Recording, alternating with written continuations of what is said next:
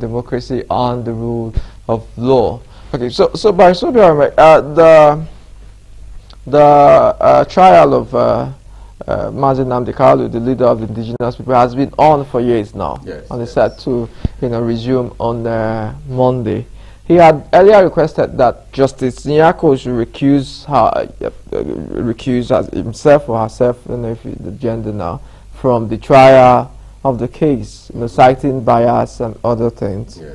Of course, the justice had already recused herself, Yes. but the file was returned back to her, to continue the trial. And Nnamdi Kanu have said that he's not comfortable with the justice continue with the trial. That if there are no competent judges on the Federal High Court, that his case should be moved to the east, for trial. So, what is the right of an accused person to, make such demands, or to make demands for to demand a particular judge, or to recuse, or to demand to have a say in who tries his case? Yes, in our criminal jurisprudence, it is part of the right of a defendant who is undergoing trial to demand, in cases of apparent bias, that a particular judge be made to recuse himself from proceeding further with that matter. And the essence of that is because the defendant has the right to fair trial. He has right to fair hearing, in which case the person is given opportunity of presenting his case or her case the way he or she wants to do. And then the issue of fair trial, ensuring that the processes, the trial process procedures are in tandem with, what the law expects, the minimum standard. Now, Nnamdi Kanu applied that the judge, Justice Nyako, recuse himself from proceeding with his trial, and the judge accepted. And the judge now sent the case to the chief judge of the Federal High Court to reassign the case to another judge. But then we understood that most of the other judges decided to play the pilot, to wash their hands, and decided not to have anything to do with that trial. And then when the other judges refused, then the chief judge has information, then the chief judge now had to send it back to Nyako, and Nyako said, now give a notice that the matter will continue on Monday, 10th February, which is tomorrow. Now, the questions that arise from all this is, number one, why trial in Abuja, Federal Capital Territory? The law is clear that where an offense is allegedly committed in a particular territory, it is the court within the territory that has jurisdiction. And that's what territorial jurisdiction. And where an offense is allegedly committed in Lagos, for example, you don't carry the person to Abuja because that's the capital of the country. No. You get the person tried within the territory where the alleged offense was committed. Now, in the case of Nnamdi Kanu, I am not aware of any incident that happened within the territorial jurisdiction of Abuja to confer jurisdiction on the judges of the Federal High Court in Abuja. Of course, we know there is only one court in terms of the Federal High Court. The divisions are for administrative purposes, but the law has gone ahead to define that there are territorial jurisdictions. And both in civil and criminal matters, the judges in the territory where the alleged offense was allegedly committed is the one that has jurisdiction. So the first issue that needs to be looked at is why Abuja? That's the first issue. Yeah, but what about some people argue that what if apart from of course if I'm out on territorial jurisdiction, what of the issue of the crime in question has been charged if it's a federal offense? Are you going to charge the person in the state? I committed the offense. No. We're not talking of charging in the state. We're talking of charging at the Federal High Court in the area where it was allegedly committed. There are Federal High Courts in the East. The offense was allegedly committed in the East. That they was taking steps aimed at secession, which is treasonable offense. It's an offense that has to do with federal laws. But where did it take place? It took place, allegedly took place, in the East. So we are not saying, I'm not saying that it should be taken to state high court. No, that's not the issue. It is a federal high court, the court of the federal government, where the alleged offense took place. That's the number one issue. The second issue is the issue of Justice Nyako coming to having recused himself previously and had written to the chief judge returning the case file for reassignment to another judge. Why would the same judge come back to order, hearing notice to be served and the matter to continue? Yeah, but you said somebody has said, the defendant has said, I do not want this judge to continue my case because I don't think I'll get justice in this court. Rightly or wrongly, nobody knows. So the defendant has the right to do that. But he has said he does not want the judge to go with this matter, that the judge appears biased and he will never get justice in his court. And the judge agreed and said, well, I will not continue with your matter. He signed off and said the case went to the chief judge. Why must he be the one to continue with the matter? Perhaps the chief judge have reassigned it to him. The chief judge reassigned to the same person who has officially become constitutional official. He has washed his hands off the matter based on application of the defendant. I don't want this judge to try my case. For purpose of fair trial and fair hearing, he said, no, give me another judge to handle my matter so that I can be given the opportunity to defend myself and get fair hearing and fair trial.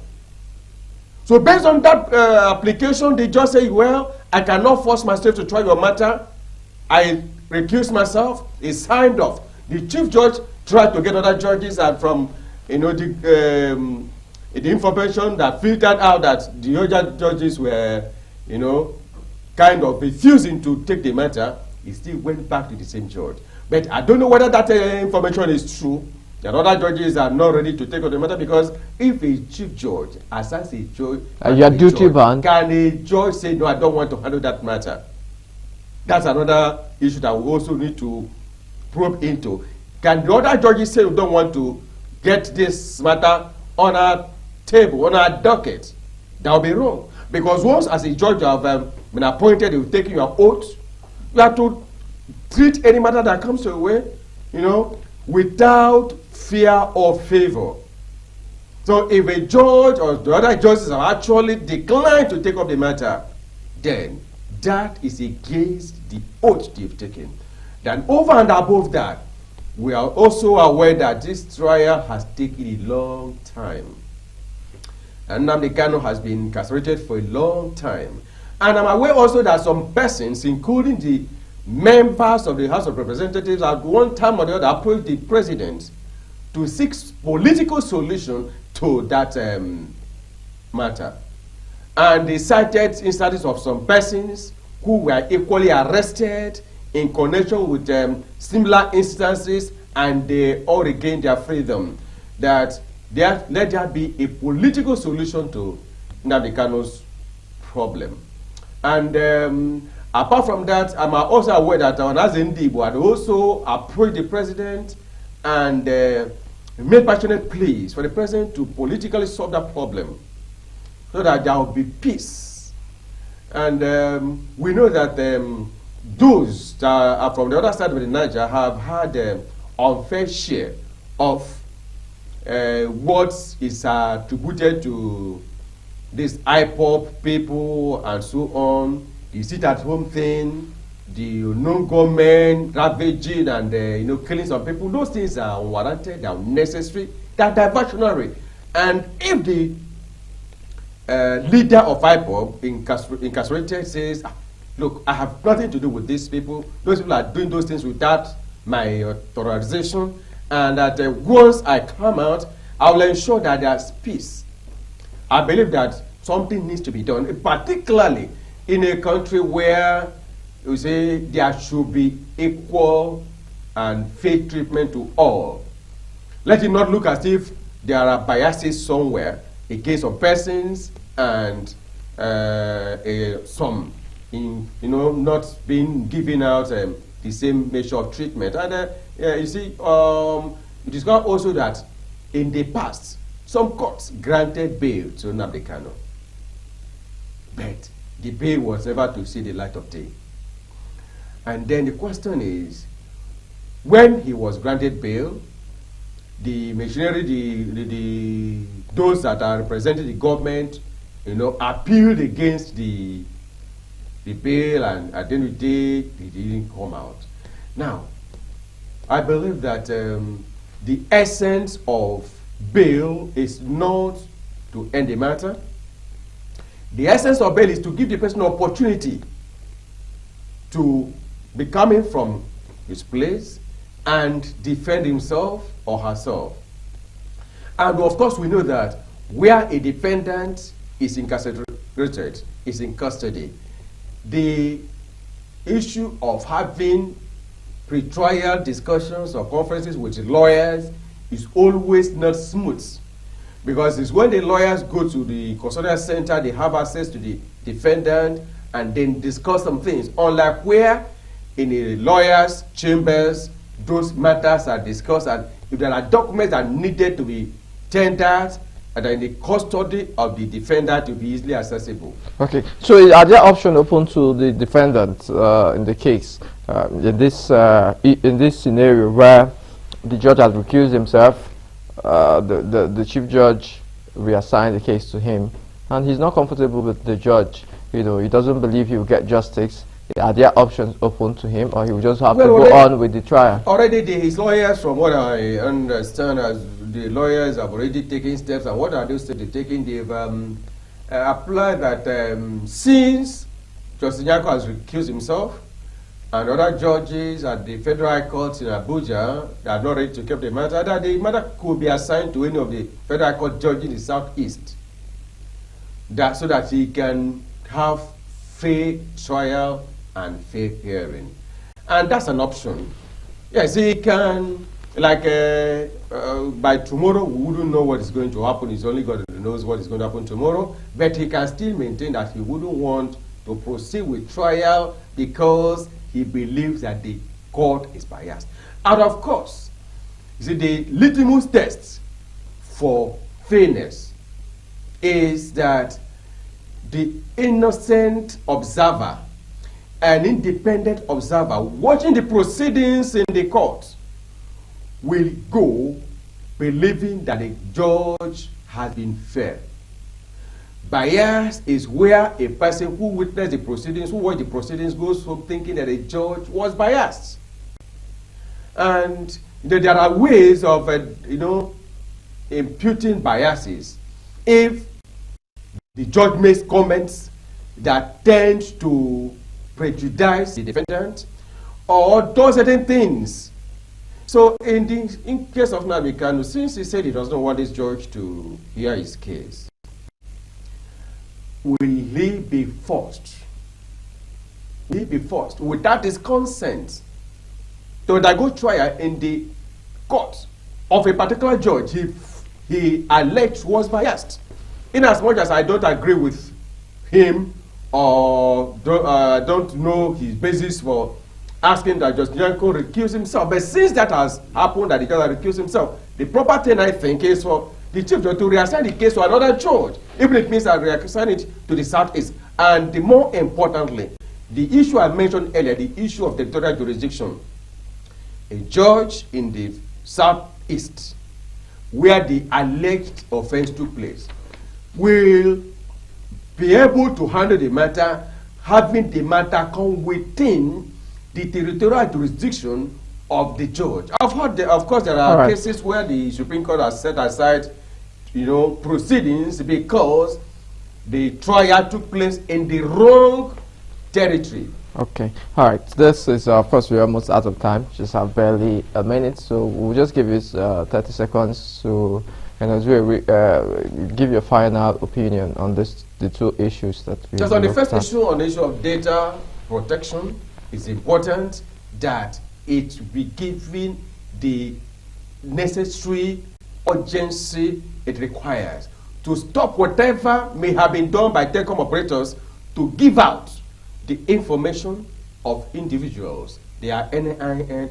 making them prone to invasion by unauthorized persons.